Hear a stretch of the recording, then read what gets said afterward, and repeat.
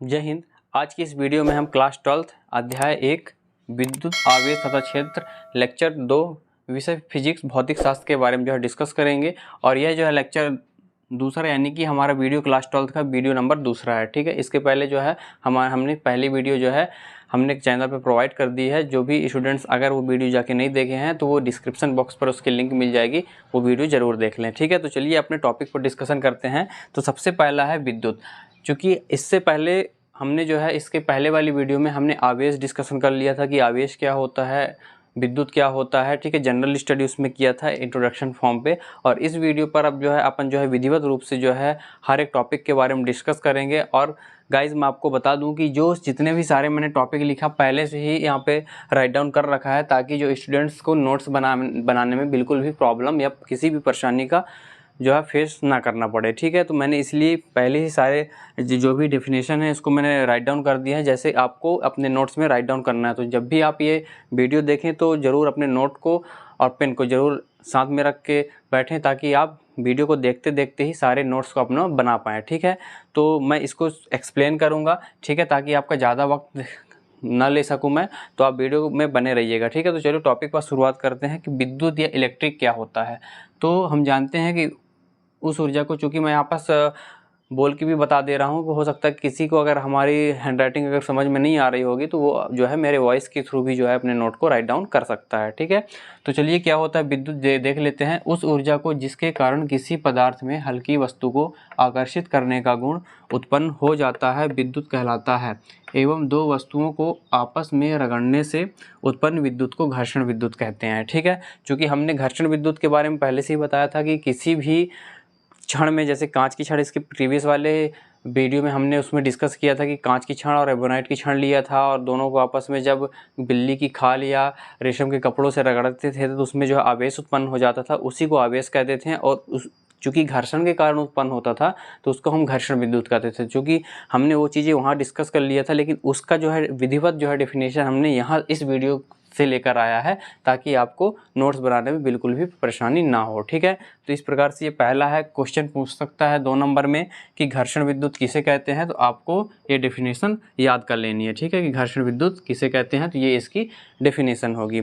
इसके बाद दूसरा टॉपिक है हमारा विद्युत आवेश या इलेक्ट्रिक चार्ज किसे कहते हैं। तो इसका क्या है, विद्युत आवेश एक भौतिक राशि है जिसे अर्जित कर लेने पर कोई पदार्थ विद्युतमय या आवेशित हो जाता है। विद्युतमय कहने का मतलब होता है आवेशित होना, यानी किसी भी पदार्थ में या किसी भी वस्तु में या फिर कोई भी ऑब्जेक्ट होता है उसमें आवेश उत्पन्न हो जाए। ठीक है, आवेश 2 तरीके के होते हैं, धनावेश और ऋणावेश। हम आगे जब क्लास में आगे टॉपिक पर डिस्कस करेंगे कि धनावेश और ऋणावेश क्या होता है। इसके बाद जैसे ये टॉपिक कंप्लीट होता है उसमें हम आपको बताएंगे कि धनावेश और ऋणावेश क्या होता है। ठीक है, इसके पहले भी हमने वीडियो पर डिस्कस ऑलरेडी कर लिया था कि आवेश उत्पत्ति के सिद्धांत होता है उसमें किस प्रकार से धनावेश और ऋणावेश होता है, लेकिन उसका विधिवत टॉपिक इस वीडियो पे अपन एक्सप्लेन करने वाले हैं आगे। ठीक है, तो क्या होता है, विद्युत में आवेशित है और विद्युतीय गुणों का प्रदर्शन करते हैं। यह एक अदिश राशि है। कैसी राशि है? अदिश राशि है, मतलब कि विद्युत आवेश को बताने के लिए हमको दिशा की आवश्यकता नहीं पड़ती है। ठीक है, अदिश राशि होती है। सदिश राशि और अदिश राशि हमने प्रीवियस क्लास में भी स्टडी कर लिया था, क्लास 11th में। ठीक है, तो चलिए इसके बाद आगे डिस्कस करते हैं। इसका मात्रक पूछा जाता है गाइस, तो इसका विशेष बात ध्यान में रखेंगे कि मात्रक एग्जाम में 1 नंबर में क्वेश्चन पूछा जाता है मात्रक, तो इसका मात्रक होता है कूलाम। ठीक है, कूलाम को कई बार इसको ये कूलाम, ये इसको सी से दर्शाते हैं। ठीक है, कई बार जब आप डेरिवेशन सॉल्व करोगे, फिर कोई भी फार्मूला डिराइव करोगे, तो जब आप लास्ट में चीज़ें आप सॉल्व करोगे तो लास्ट में फार्मूला के साथ आपको कूलाम लिखना होगा। ठीक है, तो जो कि ये कूलाम को सी से दर्शाते हैं। कई बार होता है स्टूडेंट्स क्या करते हैं कि कूलाम पूरा लिखते नहीं है। ठीक है, तो इसलिए शॉर्ट फॉर्म में कूलाम अपन लिखते हैं, यानी कि सी का प्रयोग करते हैं। इसके बाद बिमी सूत्र क्या होता है? बिमी सूत्र होता है एम नॉट, इसको 0 है, ये 0 को हम एम नॉट पढ़ते हैं, एम 0 भी पढ़ सकते हैं लेकिन इसको एम नॉट पढ़ते हैं। ठीक है, तो इसको पढ़ेंगे am not, L not, T और ए। ये एम फॉर द्रव्यमान होता है, मास, एल लेंथ होती है, लंबाई, टी होता है समय होता है, टाइम, और ए यहाँ पे एम्पियर होता है। जो कि मैं आपको थोड़ा सा यहाँ पास एक्सप्लेन कर देना चाहता हूँ कि जो विद्युत आवेश, ठीक है, क्योंकि विद्युत आवेश होता है, मैं आपको बता देना चाहता हूं कि कूलाम, इसका मात्रक क्या होता है? कूलाम। और हम जानते हैं कि जो कूलाम को, ये बिमी सूत्र बता रहा हूं कि बिमी सूत्र कैसे आया। ठीक है, तो कूलाम, जो स्टूडेंट्स अगर कंफ्यूज हो रहे होंगे तो उनके लिए है, कूलाम को हम विद्युत धारा के फॉर्म में विद्युत धारा के रूप में परिभाषित करते हैं। और विद्युत धारा का, ठीक है, धारा या विद्युत धारा का जो हमारे पास जो फार्मूला होता है वो क्या होता है, आवेश बटे समय, आवेश बटे समय, ठीक है। अब चूंकि धारा को I से रिप्रेजेंट करते हैं और आवेश को Q से रिप्रेजेंट करते हैं और समय को T से रिप्रेजेंट करते हैं, ठीक है। तो इस प्रकार से अगर हम इसको Q का मान निकालें, आवेश को अगर हम निकालें तो ये क्या हो जाएगा, I इंटू टी। अब चूंकि ये धारा है तो धारा का क्या होता है, धारा का होता है एम्पियर, एम्पियर बोलते हैं इसको। तो चलो एक स्टेप और बढ़ा दे रहा, एम्पियर, और टी फॉर होता है टाइम, ठीक है। तो एम्पियर को हम ई से रिप्रेजेंट करते हैं और समय को हम टी से रिप्रेजेंट करते हैं। ये एम्पियर की बीमा ए होगी और समय की बीमा टी हो गई, ठीक है। तो इस प्रकार से ए और टी होती है। तो ए अगर इसके पावर में कुछ नहीं है गाइज, आप ध्यान में रखिएगा, अगर किसी के घात में कुछ नहीं है कि, ठीक है, तो उसके घात में हम एक लेते हैं, ठीक है। और एक लिखने से कोई मतलब नहीं है। तो हमको जो आवेश का मात्रक, मतलब कि इसको आवेश का मात्रक या सॉरी विमीय सूत्र क्या मिला हमको, AT, क्या मिला, AT। और M और L क्यों लिख दिए, क्योंकि हम जो है किसी भी विमा को MLT के फॉर्म में लिखते हैं, ठीक है।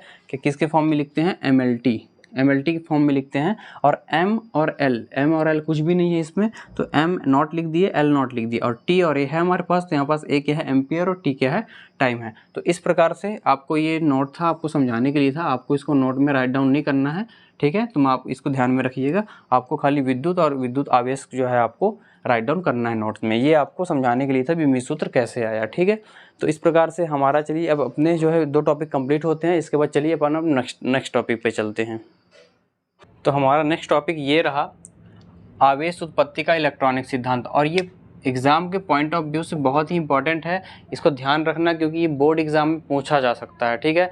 तो इसको आप बहुत ही ध्यान से समझना कि क्या है, क्योंकि मैंने पहले से ही इसका जो सिद्धांत था राइट डाउन कर रखा है, लेकिन मैं आपको इसमें एक्सप्लेन करूँगा, ठीक है। जो स्टूडेंट्स होंगे, अब मैं इसको समझाने के बाद आप वीडियो को पॉज करके आप जो अपने नोट्स को राइट डाउन कर सकते हैं, लेकिन जो इस कॉन्सेप्ट को समझना है, ठीक है। आपको छापना नहीं है या एकदम बिल्कुल एज इट इज़ उतारना नहीं है, क्योंकि आप इसको छापने पे आएंगे कि बस इसको पॉज करके छाप लिया जाए और इसको आपको फिर याद करना पड़ सकता है। तो आपको इसको याद नहीं करना है, ठीक है। ये जो सारी बातें लिखी हुई है, मैं इसको आपको बाय डायग्राम जो है एक्सप्लेन करने वाला हूँ, तो आप इसको समझना है, ठीक है। उसके बाद जो है जैसे ही जब वीडियो को पूरा मैं एक्सप्लेन कर दूँ सारे टॉपिक्स को, तो आप जो है वीडियो को पॉज करके आप लिख सकते हैं, ठीक है। तो चलिए मैं शुरुआत करता हूँ। तो चलिए यहाँ पास आप जानते हैं, सबसे पहले ये आपको समझाने के लिए है, ठीक है। जो चीज़ें इस सिद्धांत में बताई गई है उसी चीज़ को मैं एक्सप्लेन कर रहा हूँ, तो ध्यान में रखिएगा। सबसे पहले आप डायग्राम पर फोकस करना है, आपको इसमें फोकस नहीं करना है, ठीक है। उसके बाद आपको पूरा टाइम मिलेगा, तो आप ध्यान दीजिएगा। ये मान लो एक पदार्थ है और ये एक दूसरा पदार्थ है। हालांकि मैंने पहले वीडियो पर इस सिद्धांत के बारे में डिस्कस किया था, ठीक है, लेकिन उस पर जो है मैंने सारे जो सिद्धांत था as it is words by word जो है मैंने राइट डाउन उस पर नहीं कर रखा था। लेकिन मैं इस वीडियो से मैंने आपको पहले ही स्टार्टिंग में बता दिया है कि आपको एज इट इज़ पूरा ओवरऑल जो है नोट्स जो है आपको मैं प्रोवाइड करने वाला हूँ, जैसे आपको आंसर जो है राइट डाउन करना है बोर्ड एग्जाम पे, ठीक है। तो चलिए ध्यान से देखिएगा। सबसे पहले हमारे पास 2 पदार्थ होते हैं, ठीक है, और हम जानते हैं ये पदार्थ कोई भी हो सकते हैं, ठीक है। ये पदार्थ ए नाम मान लो, ए नाम का कोई पदार्थ है, और ये जो है बी नाम का अलग अलग पदार्थ है, ठीक है। जब क्या किया जाता है, और हम जानते हैं कि किसी पदार्थ के सेंटर में या केंद्र में क्या होता है, नाभिक होता है, और नाभिक के अंदर क्या होता है, प्रोटॉन और न्यूट्रॉन, इसको हम सबको जानते हैं, ठीक है। और इसके चारों ओर जो कक्षा होता है, इलेक्ट्रॉन क्या हो रहे होते हैं, चक्कर लगा रहे होते हैं, ठीक है। राउंड में, सर्कल में क्या हो रहा होता है, चक्कर लगा रहे होते हैं। और होता क्या है कि जब इन दोनों पदार्थ को आपस में क्या कराया जाता है, घर्षण कराया जाता है। क्या कराया जाता है, घर्षण कराया जाता है, या एक दूसरे से पास लाया जाता है, टकराया जाता है। तो होता क्या है, जो इसके इलेक्ट्रॉन होते हैं नाभिक से कमज़ोर बंध से जुड़े होते हैं, ठीक है। जो नाभिक से कमज़ोर बंध से जुड़े होते हैं, ये इलेक्ट्रॉन होते हैं और ये नाभिक। तो जो इलेक्ट्रॉन नाभिक से कमज़ोर बंध से जुड़े होते हैं वो मुक्त इलेक्ट्रॉन कहलाते हैं। और वही मुक्त इलेक्ट्रॉन क्या होते हैं, जब ये टकराते हैं तो एक दूसरे से क्या करते हैं, इलेक्ट्रॉनों को आदान प्रदान करते हैं, ठीक है। और इन्हीं जब ये आदान प्रदान करते हैं तो होता क्या है, जब ये इलेक्ट्रॉनों का आदान प्रदान करते हैं तो यहाँ ध्यान से समझिएगा, जब ये इलेक्ट्रॉन त्यागता है, ठीक है, ध्यान रखिएगा, जब यह इलेक्ट्रॉन त्यागेगा तो ये कहलाएगा धनावेश, ठीक है। ये जब इलेक्ट्रॉन त्यागेगा तो ये क्या कहलाता है, धनावेश। और जब ये इलेक्ट्रॉन अगर ग्रहण करता है तो ये क्या कहलाता है, ऋणावेश कहलाता है, ठीक। ये आप ध्यान में रखिएगा, क्योंकि हमको जो आवेश उत्पत्ति का इलेक्ट्रॉनिक सिद्धांत क्या समझाता है कि किसी भी पदार्थ में धनावेश और ऋणावेश कब उत्पन्न होता है, जब वो एक इलेक्ट्रॉन त्यागता है और एक इलेक्ट्रॉन ग्रहण करता है। तो धनावेश कब उत्पन्न होगा, जब वो इलेक्ट्रॉन त्याग देगा। ठीक है, ये इलेक्ट्रॉन त्यागा, जैसे आप एक एग्जांपल समझिए, आपके पास आपने किसी किराने की शॉप में गए और 5 केजी शक्कर लिया। अब आपका क्या किया, आपने 2 केजी शक्कर किसी दे दिया या फिर 2 केजी शक्कर क्या कर दिया, कम कर दिया। तो आपके जो 5 केजी शक्कर रखे थे, आपके भार में कमी आएगी कि नहीं आएगी, आएगी। ठीक है, तो ठीक उसी प्रकार से इसने अपने पदार्थ में से एक इलेक्ट्रॉन निकाल दिया मान लो। ठीक है, तो इलेक्ट्रॉन इसके भार में क्या आएगी, कमी आएगी। तो जब कमी आएगी तो ये क्या होगा, धनावेश। जिसके पास ज़्यादा धन होगा वो जो है क्या करेगा, देगा। ठीक है, देने वाला क्या होगा, धनवान होता है। तो ऐसा आप समझ सकते हैं, ठीक है, अपने शब्दों में। तो इस प्रकार से जो इलेक्ट्रॉन त्यागता है वो धनावेश कहलाता है और जो इलेक्ट्रॉन ग्रहण करता है ऋणावेश कहलाता है। ये बात ध्यान में रखना। और एक बात और बता दूं कि जो इलेक्ट्रॉन क्या होता है, द्रव्यमान में कमी होती है। इसके इलेक्ट्रॉन में द्रव्यमान में कमी होगी तो धनावेश कहलाएगा, और जिसके द्रव्यमान में वृद्धि होती है वो ऋणावेश कहलाता है। ठीक है, ये टॉपिक भी, ये कॉन्सेप्ट भी मैंने पहली वीडियो में बहुत अच्छे से एक्सप्लेन किया हूँ, तो आप वीडियो को जरूर देखिएगा। उसका लिंक जो है आपको डिस्क्रिप्शन बॉक्स पर मिल जाएगा। ठीक है, तो आप जरूर देखिएगा। और कोई भी वीडियो देखें, ठीक है, तो आप प्लेलिस्ट के अकॉर्डिंग देखें, क्योंकि प्लेलिस्ट के अकॉर्डिंग ही सारी क्लासेस जो है विधिवत रूप से जो है सुचारू रूप से चलती है।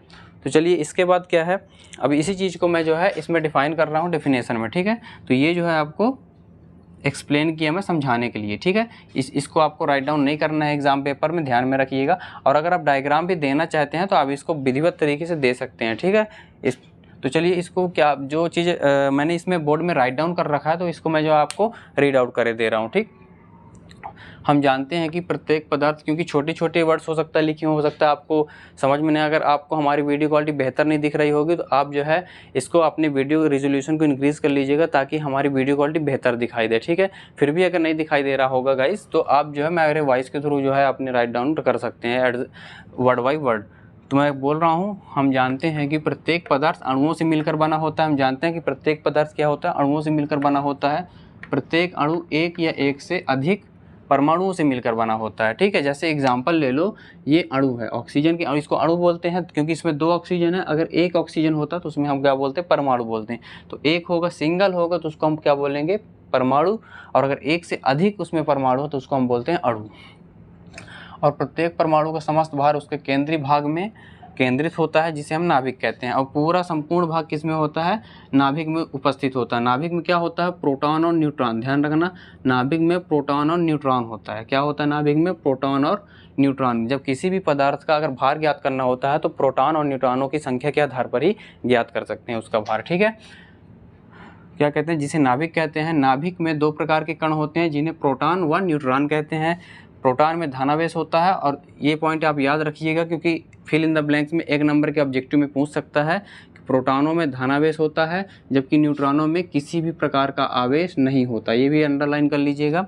नाभिक के चारों ओर इलेक्ट्रॉन विभिन्न स्तर कक्षों में चक्कर लगाते रहते हैं एवं इलेक्ट्रॉनों में ऋणावेश होता है। ठीक है, तो यहाँ पास 2 बातें सीखने को मिलती है कि प्रोटॉनों में जो है प्रोटॉनों में धनावेश होता है, न्यूट्रॉनों में जो होता है कोई आवेश नहीं होता, और इलेक्ट्रॉनों में ऋणावेश होता है। ये बात ध्यान में रखिएगा। ठीक, फिर इसके बाद अंतिम कक्ष में इलेक्ट्रॉन पर आकर्षण बल का मान बहुत कम होता है, तब बाह्य ऊर्जा के सूक्ष्म मात्रा से इलेक्ट्रॉन अपने नाभिक से मुक्त होकर पृष्ठ पर गति करते रहते हैं। ये क्या करते हैं, निकाल के पृष्ठ में ही गति करते रहते हैं।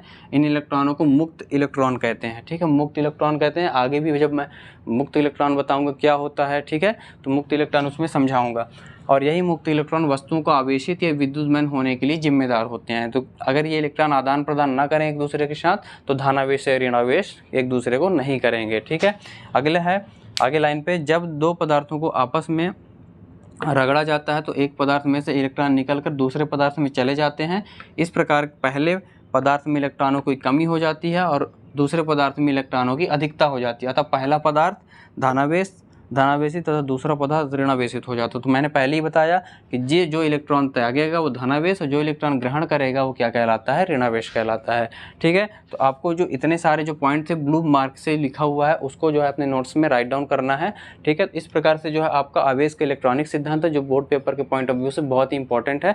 आप इसको अपने नोट्स में राइट डाउन कर सकते हैं। ठीक है, तो चलिए अब हम अपने नेक्स्ट टॉपिक पर बढ़ते हैं। तो ये रहा हमारा जो है नेक्स्ट टॉपिक, जैसा कि आप देख सकते हैं प्रेरण द्वारा आवेशन यानी कि चार्जिंग ऑफ इंडक्शन।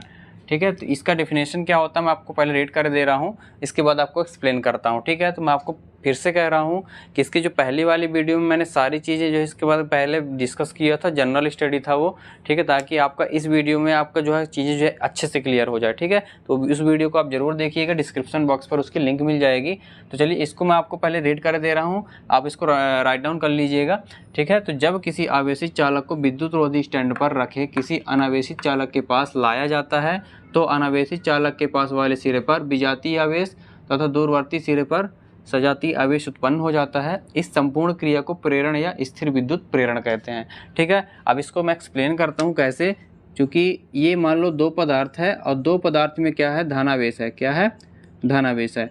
और धनावेश में क्या होता है, जब इसको नज़दीक लाया जाता है, ये एक पहला पदार्थ है और ये एक दूसरा पदार्थ है। ठीक है, जब इसको जो है इसके नज़दीक लाया जाता है, टकराया नहीं जाता, घर्षण नहीं कराया जाता है। ठीक है, कि क्या लाया जाता है, नज़दीक लाया जाता है, तो प्रेरण द्वारा क्या होता है, जैसे कि इसके नज़दीक वाले सिरे में क्या होता है, सजातीय आवेश उत्पन्न हो जाता है। ठीक है, क्या हो जाता है, सजातीय आवेश, यानी कि ये निगेटिव चार्ज यहाँ पे और दूरवर्ती सिरे पर विजातीय आवेश उत्पन्न हो जाता है ये।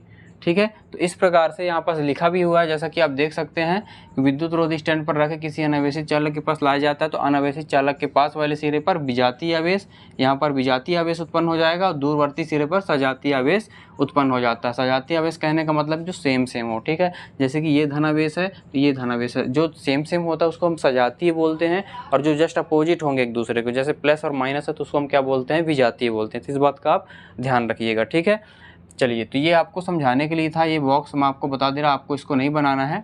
ठीक है, आपको ये खाली राइट डाउन करना है। नेक्स्ट टॉपिक है हमारा, चूँकि ये पेपर में आता है। ठीक है, प्रेरण द्वारा आवेशन आवेशन क्या है, ये क्वेश्चन पूछ सकता है, ये प्रेरण किसे कहते हैं या स्थिर विद्युत प्रेरण किसे कहते हैं। तो आपका 2 नंबर क्वेश्चन में ये आता है क्वेश्चन, तो इसको आप अच्छे से बेहतर तरीके ढंग से तैयार करिएगा। तो अब हमारा जो है नेक्स्ट टॉपिक है घर्षण विद्युत की उत्पत्ति। ठीक है, सबसे पहले मैं इसको रीड आउट कर दे रहा हूँ कि थेल्स नामक वैज्ञानिक ने एक एम्बर नामक पदार्थ लिया और उसे बिल्ली की खाल या रेशम से रगड़ा, तो परिणाम स्वरूप उस पदार्थ में छोटे छोटे कागज के टुकड़े, हल्के कण इत्यादि को आकर्षित करने का गुण उत्पन्न हो गया। इलेक्ट्रिसिटी शब्द की ग्रीक की भाषा के शब्द इलेक्ट्रॉन से व्युत्पन्न हुआ है, जिसका अर्थ एम्बर है। इसी इलेक्ट्रिसिटी का हिंदी रूपांतरण विद्युत है। ठीक है, तो जो घर्षण विद्युत की उत्पत्ति होती है, तो मैंने पहले ही बताया था, इसके पहले वाली वीडियो में भी मैंने डिस्कस किया था कि घर्षण से ही क्या होता है, उत्पन्न विद्युत होता है। जैसे आसमान में आप देखते होंगे जब बारिश होती है तो बादल गरजता है और दो बादलों के टकराने से क्या होती है, गरजने की आवाज़ आती है और उसी के जरिए जो है विद्युत जो है उत्पन्न होता है, बिजली आकाश में चमकती है। ठीक है, आपस में टकराने से। और जो आधुनिक विज्ञान में आप देखेंगे, जो आज के डेट में पावर प्लांट में जो बिजली जो है बनती है या तैयार की जाती है, उसमें भी जो है इसी के तहत जो है घर्षण के द्वारा ही जो है बिजली जो है उत्पन्न होती है। टरबाइंस लगे होते हैं, मोटर घूमता है, मोटर घर्षण करते हैं, जिसके तहत जो है बिजली बनती है और उसके कई सारे प्रोसेस होते हैं। ठीक है, जब हम वो टॉपिक पढ़ाएंगे, जब उस चैप्टर पर डिस्कस करेंगे, तब जाके हम उस पर एक विधिवत जो है आपसे डिस्कशन करेंगे। तो हाल फिलहाल के लिए आप इतना जानिए कि घर्षण विद्युत की उत्पत्ति किस प्रकार से हुई है। ठीक है, और जो इसमें बताया गया है कि उस पदार्थ को छोटे छोटे कागज के टुकड़े, हल्के कण इत्यादि आकर्षित आकर गुण चिपक जाते हैं घर्षण से। ठीक है, जिस प्रकार से अगर ये मार्कर ले रहे हैं, फिर कोई भी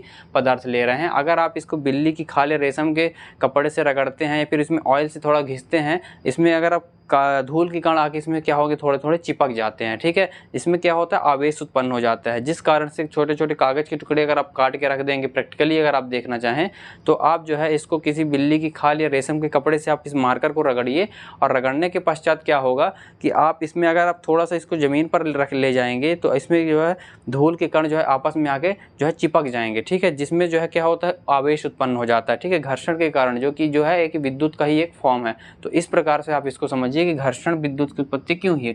और घर्षण विद्युत इसलिए कहते हैं क्योंकि जो विद्युत उत्पन्न होता है वो घर्षण के कारण उत्पन्न होता है, इसलिए इसे घर्षण विद्युत कहते हैं। ठीक है, तो इस प्रकार से आपका ये टॉपिक जो है कंप्लीट होता है। चलिए अब अपन जो है नेक्स्ट टॉपिक पर बात करते हैं।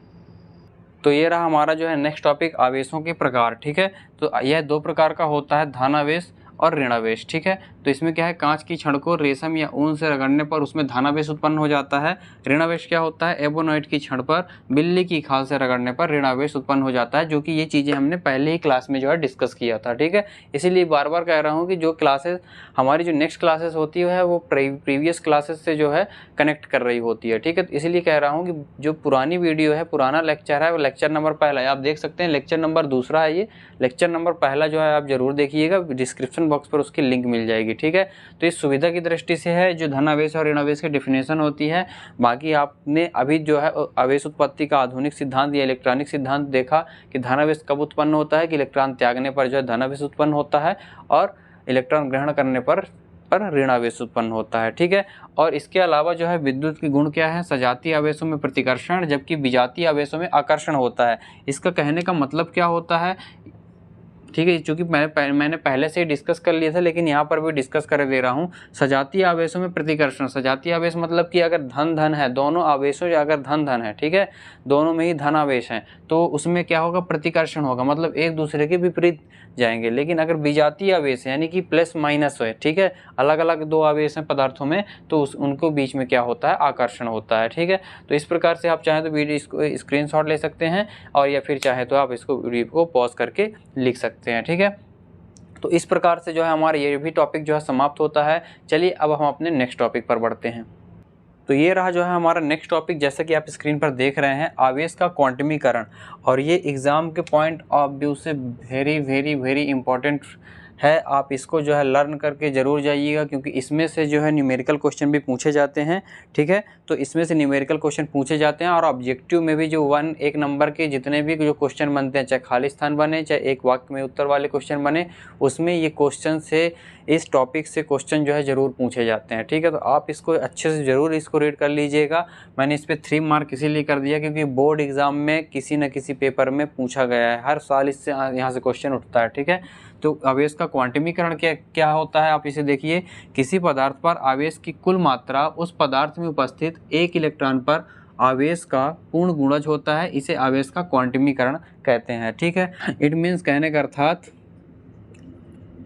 अर्थात हम कह सकते हैं कि आवेश की जो कुल मात्रा होती है वो उस पदार्थ में उपस्थित इलेक्ट्रॉन की आवेश का पूर्ण गुणज होती है, यानी कि इसकी जो है पूर्ण गुणज होती है। Q इज इक्वल टू होता है Ne। ठीक है, जहाँ Q इक्वल टू आवेश की कुल मात्रा होती है, आवेश का कुल मात्रा, और यहाँ पे जो स्मॉल n है ये हो जाएगा पूर्णांक होता है। ठीक है, पूर्णांक में क्या होता है, पूर्णांक संख्या आपने जानी होगी, आपने प्रीवियस क्लास में पढ़े भी होंगे कि पूर्णांक संख्या होता है +-1, +-2, +-3 एंड सो ऑन। ठीक है, ऐसे ये नंबर जो है चलता रहता है। ठीक है, 0 भी होता है पूर्णांक में, क्योंकि 0 भी संख्या होती है। ठीक है, तो याद रखिएगा। ठीक है, क्योंकि प्लस माइनस को -0 नहीं लिखते हैं अपन। ठीक है, 0 का मान तो 0 ही होता है, जब उसके सामने प्लस लिखने से कोई उसकी वैल्यू में जो है डिफरेंस आने वाला है नहीं, तो इसलिए इसको 0 अपन नहीं लिखते हैं, लेकिन 0 पूर्णांक संख्या होती है, ध्यान में रखिएगा। ठीक है, इसके अलावा जो इलेक्ट्रॉन होता है, ठीक है, ये इलेक्ट्रॉन जो ये E का मान होता है, इसके जो वैल्यू होती है कितनी होती है, 1.6 × 10⁻⁻19 कूलाम, ये या 1.6 × 10⁻⁻19 जो है कूलाम। सी मैंने बताया ना अभी, जब मैंने इसके पहले पढ़ाया था तो कूलाम को सी से दर्शाते हैं। ठीक है, अब ये जो है एक इलेक्ट्रॉन पर उपस्थित आवेश की मात्रा है, एक इलेक्ट्रॉन पर उपस्थित आवेश है। ठीक है, ये बात हमेशा ध्यान में रखना। तो आपको जो है ये वैल्यू जो है आपको ध्यान में रखना है, क्योंकि इस वैल्यू से ही आपके न्यूमेरिकल सॉल्व होंगे। जो भी आंकिक वाले प्रश्न होंगे इसमें से ही सॉल्व होंगे। अभी इसके जस्ट इस कॉन्सेप्ट के बाद मैं आपको 2-4 न्यूमेरिकल करवाऊंगा, ताकि आपका कॉन्सेप्ट क्लियर हो जाए कि इस फार्मूला का यूज, जो ये फार्मूला है, ये फार्मूला आवेश का क्वांटमीकरण का ये फार्मूला है, इस फार्मूला का यूज़ कहाँ और कैसे अप्लाई करना है मैं आपको इसमें जो है इस वीडियो के तहत आपको बताने वाला हूँ। ठीक है, तो ये इस तरीके से आपका होना चाहिए, और आपको ध्यान में रखना है कि ये पूर्णांक होना चाहिए, n क्या होना चाहिए, पूर्णांक होना चाहिए। अब यहाँ पास मैं आपको कुछ नोट्स लिखवा रहा हूँ, आपको अपने नोटबुक में साइड में जो है बना के लिख लेना है। ठीक है, आपको ध्यान में रखना है कि आपको नोट में क्या लिखना है, चूँकि आपको फेयर में नहीं करना है क्योंकि आपके सिलेबस में नहीं है, ठीक है। आपके सिलेबस में नहीं, लेकिन आपको जानना है ताकि आपको ये ना लगे कि मैंने ये चीज़ें आपको बताई नहीं। तो जो इलेक्ट्रॉन का भिन्नात्मक फॉर्म में दो भिन्नात्मक फॉर्म इलेक्ट्रॉन का पाया गया है, ठीक है। एक होता है +-1/3 और एक ई, और एक होता है +-2/3 2/3 और ये ई हो गया, ठीक है। इसको जो है अपन, इसको हम क्या बोलेंगे, इसको जो है अपन देख सकते हैं -1/3 ई, और इसको बोलेंगे +2/3 ई।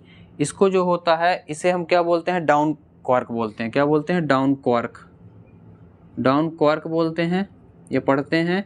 और इसको पढ़ते हैं अप क्वार्क, पढ़ते हैं अप क्वार्क। तो इस बात का ये ध्यान रहे, ठीक है, कि जो इलेक्ट्रॉन का भिन्नात्मक फॉर्म है ये भी क्या होता है, n आएगा। केवल पूर्णांक संख्या ही नहीं, पूर्णांक संख्या तो हो ही, लेकिन अगर भिन्नात्मक फॉर्म, अब भिन्नात्मक में 2/4 5/4 ये कुछ नहीं हो सकता। भिन्नात्मक में केवल और केवल ये सिर्फ ये पहला ये और दूसरा ये, केवल 2 ही वैल्यू हैं जिसे हम क्वार्क के नाम से जानते हैं। याद रखना, इसको हम क्वार्क के नाम से जानते हैं, ठीक है। क्वार्क जब आप बड़ी क्लास में जाएंगे तो आपको समझ में आएगा कि क्वार्क क्या है। जब आप हायर एजुकेशन की स्टडी करेंगे तब आप वहाँ को जान, तो आप इसको नोट करके अपने नोटबुक में जो है आप राइट डाउन जरूर कर लीजिएगा, ठीक है। तो -1/3 ई को डाउन क्वार्क कहते हैं और +2/3 को ई को अप क्वार्क कहते हैं, ठीक है। तो इस प्रकार से आपका ये आवेश का क्वांटमीकरण का जो है कॉन्सेप्ट था, ठीक है। तो इस प्रकार से अगर एग्जाम में आता है कि 2 नंबर या 3 नंबर में आता है कि आवेश का क्वांटमीकरण से आप क्या समझते हैं,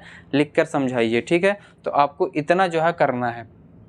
ये बात समझ में आ गई, ठीक है। तो आई होप को आपको ये टॉपिक समझ में आएगा। अब इस टॉपिक के बाद हम आपको जो है इसी से संबंधित जो है न्यूमेरिकल क्वेश्चन कराने वाले हैं। तो चलिए हम अपने नेक्स्ट क्वेश्चन की तरफ बढ़ते हैं जो इसी से संबंधित न्यूमेरिकल के लिए होगा। तो ये रहा आपके सामने स्क्रीन पर जो है क्वेश्चन, न्यूमेरिकल क्वेश्चन, जो कि आवेश के क्वांटमीकरण से संबंधित क्वेश्चन है, ठीक है। इसको किस प्रकार से सॉल्व करना है, क्योंकि ये क्वेश्चन जो है बोर्ड एग्जाम में पूछे गए हैं, ठीक है। तो अब मैं उन्हीं क्वेश्चनों को उठाया हूँ, तो आप इसको ध्यान में रखिएगा, ठीक। तो 1 कूलम आवेश में कितने इलेक्ट्रॉन होते हैं। तो चलिए सबसे पहले हम आपको इसका सॉल्व करके बताते हैं कि इस न्यूमेरिकल को कैसे सॉल्व करना है और कैसे फार्मूला का यूज़ करना है, ठीक है। तो 1 कूलम आवेश में कितने इलेक्ट्रॉन होते हैं, क्वेश्चन पूछा है, ठीक है। तो आप ध्यान में रखिएगा, हमने एक फार्मूला अभी पढ़ा, हम जानते हैं क्या फार्मूला जानते हैं, हम जानते हैं कि Q = NE। ये फार्मूला अभी हमने जो है डिस्कस किया था इसके जस्ट पीछे वाले टॉपिक पे, ठीक है। तो आप ध्यान में रखिएगा, यहाँ पास से N = Q/ ये E हो जाएगा, यानी कि ये इलेक्ट्रॉन हो जाएगा। ध्यान में रखना कि 1 कूलम आवेश, अब ध्यान से देखना कि हमारे पास सबसे पहले न्यूमेरिकल क्वेश्चन है, मैथ का कोई भी क्वेश्चन सॉल्व करने से पहले आपको जो क्वेश्चन में दिया होता है, जो क्वेश्चन में गिवन होता है, आप उसको उठा के साइड रख लिया करिए, ठीक है। या फिर कहीं साइड में बोर्ड में या फिर कॉपी में, नोटबुक में जो है साइड में राइट डाउन करके लिखिए कि आपको क्वेश्चन में ये चीज़ें आपको दी गई है, ठीक है। या अगर आप नहीं कर सकते हैं तो आप अपने माइंड में जो है क्लियर रखिए कि हमको क्वेश्चन में ये चीज़ें गिवन है। जैसे इस क्वेश्चन में क्या गिवन है, 1 कूलम आवेश, तो हमको जो है 1 कूलम आवेश तो ऑलरेडी जो है क्या है, गिवन है, ठीक है।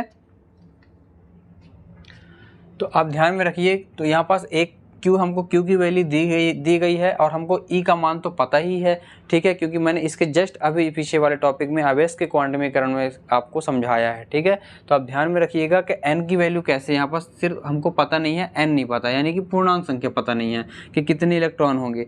तो यहाँ पर ध्यान में रखना कि एक आवेश पर 1 कूलम आवेश बोला है, ठीक है, 1 कूलम आवेश, और E का मान कितना था, 1.6 × 10⁻⁻19 कूलम, ठीक है। अब इसको सॉल्व करोगे तो कैसा हो जाएगा, देखो ये 1/, इसको सिंप्लीफाई करेंगे 1/1 क्या हो जाएगा, 1.6 हो जाएगा, ठीक है। अब जो ये 10⁻⁻19 है, इसको जब अंश में भेजेंगे तो ये हो जाता है 10⁻19, ठीक है। ये एक फार्मूला होता है, मैं आपको यहाँ पास बता देता हूँ, ठीक है। यहाँ पे एक साइड में यहाँ पास बता देता हूँ, एक फार्मूला होता है 1/a⁻m का फार्मूला होता है, जब हर अंश में जाता है तो a⁻−m हो जाता है, ठीक है। तो चूंकि ये किस तरीके का है, ये हमारे पास ए की पावर माइनस एम का है, जैसे इस तरीके से है। तो ये पावर में जो माइनस वाला टर्म था ऊपर जाएगा तो ये प्लस का हो जाएगा, अगर माइनस का है तो प्लस में, प्लस का है तो माइनस में, ठीक है। एक घातांक के नियम में मैंने सारी चीज़ें जो है मैंने ऑलरेडी पढ़ा रखी है, ठीक है। ये हमारे प्लेलिस्ट में जो है उसकी वीडियो आपको सारी वीडियो मिल जाएगी कि जो बेसिक मैथमेटिकल कॉन्सेप्ट है फिजिक्स के पॉइंट ऑफ व्यू से, आपको उसको पढ़ लेना बहुत आवश्यक है, ठीक है। जो कि 11 से ही वो चीज़ें बहुत जो है इम्पॉर्टेंट हो जाती है। 5 टॉपिक्स हैं, वो प्लेलिस्ट की भी लिंक मैं डिस्क्रिप्शन में दे रहा हूँ, और आपको मिल भी जाएगा। तो आप डिस्क्रिप्शन बॉक्स में जाके वो 5 टॉपिक, बीजगणित, सदिश, कलन, उसके अलावा ज्यामिति और त्रिकोणमिति, ये 5 टॉपिक है, आप इसको ज़रूर लर्न कर लीजिएगा, ठीक है। जो भी फार्मूला जो इसमें यूज़ होने वाले हैं तो इसके बाद अपन इसको कैसे सॉल्व करेंगे, आप ध्यान रखें। इसको और सिंप्लीफाई करते हैं तो ये दशमलव अगर हटाना है तो एक जीरो ऊपर लगा देंगे तो ये 10 हो जाएगा, और ये क्या हो जाएगा 16 हो जाएगा। और 10 की घाते 19 को हम क्या लिख सकते हैं, इसको 10 टू की पावर 1 इंटू 10 टू की पावर 18 लिख सकते हैं, ठीक है। अब ये 10 की घाते 1 यानी 10 होता है, तो 10 दाम कितना हो जाएगा 100 बटे 16 गुणे 10 की घाते 18। अब इससे और ये जब ये कैंसिल होगा तो ये वैल्यू कितनी आ जाएगी 6.25, ठीक है। तो हमारे पास जो फाइनल आंसर निकल के कितना आ जाएगा 6.25 गुणे 10 की घाते 18, ठीक है। ये हमारे पास क्या आ जाएगा आंसर। तो ये बात हमेशा ध्यान में रखना कि जो क्वेश्चन पूछा था कि एक कूलम आवेश में कितने इलेक्ट्रॉन होते हैं, तो एक कूलम आवेश में इलेक्ट्रॉनों की संख्या इतनी होगी 6.25 गुणे 10 की घात 18, ठीक है। ये हमारा जो है फाइनल आंसर है। तो इस बात का आपको ध्यान में रखना, ठीक है। चलिए, अब आई होप को आपको ये टॉपिक समझ में आ गया होगा। अगर अभी भी समझ में नहीं आ रहा होगा तो वीडियो को एक बार फिर से जो है रिवाइज करिएगा, आपको बेहतर तरीके से ढंग से समझ में आ जाएगा, ठीक है। क्वेश्चन नंबर दूसरा है, यदि किसी पदार्थ पर 100 इलेक्ट्रॉन की कमी खोजो तो उस पर आवेश कितना होगा, ठीक है। तो कमी हो जाए तो क्या होगा, तो चलिए इसका भी हल देखते हैं। तो हम जानते हैं क्या फार्मूला जानते हैं, Q = NE, ठीक है, ये जानते हैं। तो हम यहाँ पर जानते हैं यहाँ पास आवेश। अब देखिए यहाँ पास क्या है, यदि किसी पदार्थ पर 100 इलेक्ट्रॉन की कमी, अब यहाँ पास जो है पूर्णांक दे दिया गया, मतलब n की वैल्यू दी गई है, ठीक है, यानी 100 दिया गया है। यहाँ पास पूछा है क्वेश्चन Q आवेश कितना होगा, तो हमको यहाँ पास Q फाइंड करना है। तो Q = क्या हो जाएगा n की वैल्यू कितनी दी गई है 100, और E की वैल्यू हमको पता है आवेश के क्वांटमीकरण से अभी सीखे हैं कि आवेश के इलेक्ट्रॉन का मान कितना होता है, तो 1.6 गुणे 10 की घाते -19 कूलाम होता है, ठीक है। ये क्या होता है, कूलाम जो है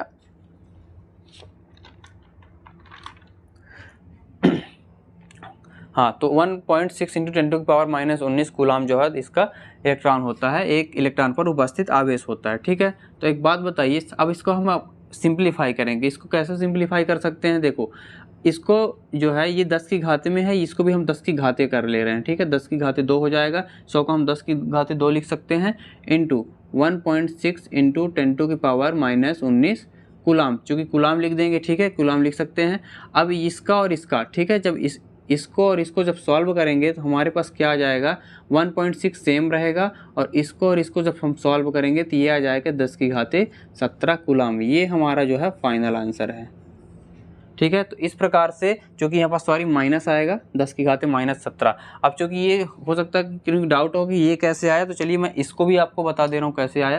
तो 10 की घाते 2 इंटू 10 की घाते -19, तो ये जब इसको सॉल्व होगा तो 10 की घाते क्या आ जाएगा 2 प्लस, और ये क्या हो जाएगा 19, ठीक है। तो इसको सॉल्व करोगे 10 और ये प्लस माइनस माइनस हो जाएगा, तो 2 - 19 यानी क्या आ जाएगा 10 की घात -17 ही आएगा, क्योंकि इसमें फार्मूला लगा है घातांक का नियम का, ठीक है। तो घातांक का नियम कौन सा वाला, a की पावर m इंटू a की पावर n बराबर होता है a की पावर m + n।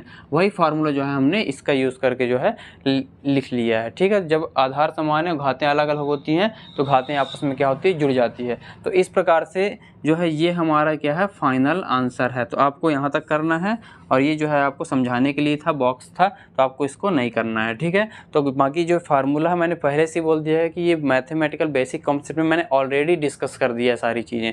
तो आप वो उसकी प्लेलिस्ट आपको मिल जाएगी, आप उसको नोटबुक अपने ज़रूर कर लीजिएगा, क्योंकि अगर आप उसको कवर आउट नहीं करेंगे तो आपको पूरी फिजिक्स में आपको दिक्कत जाने वाली है, ठीक है। तो आप जो है उसको ज़रूर रीड आउट करिएगा।